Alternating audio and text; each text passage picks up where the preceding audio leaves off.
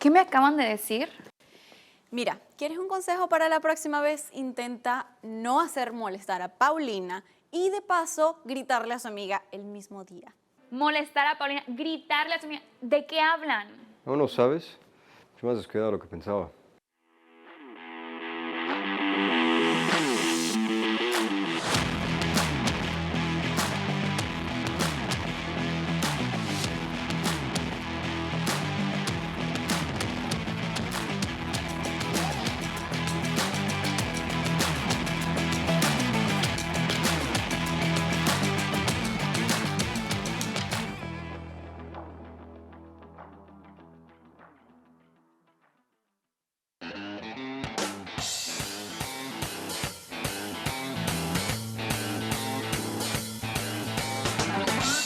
Auto Tech, when I first joined, it was just so that I could learn how to do the basic maintenance on my vehicle.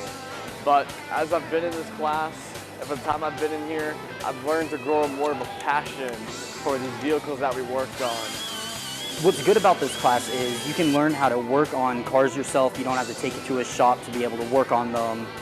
And you can do it for cheap, so you don't have to take it to the dealership and pay $1,500 just to get a like muffler fixed or an oil change. So coming into this program last August, I was actually supposed to go to medical school to A&M, but when I got to see everything that they do here, I realized that this is definitely something for me. This class definitely isn't easy. There's lots of hard stuff you have to do. There's lots of computer work. There is definitely a lot of hands-on in this class. That's what I like. I'm definitely a very hands-on learner. Being able to do the hands-on engine rebuilding, engine tear down was really helpful for me, and I really picked that up. It's a really fun experience. You get to see all the new technology coming out, seeing what's going to be coming out later on. And it's just so much fun. I can't describe how much fun I've had.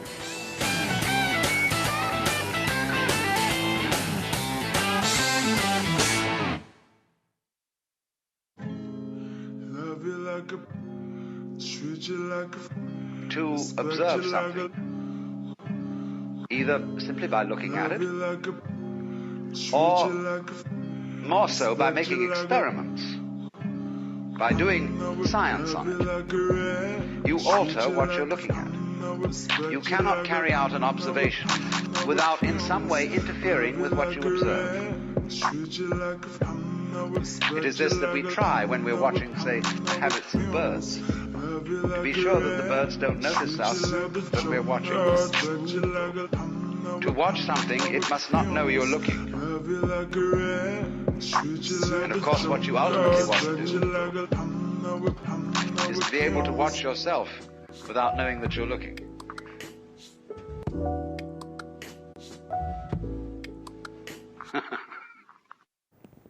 The final for this class was each student had to produce and direct a live demo reel, and Sergio is in the control room as we speak directing the segment.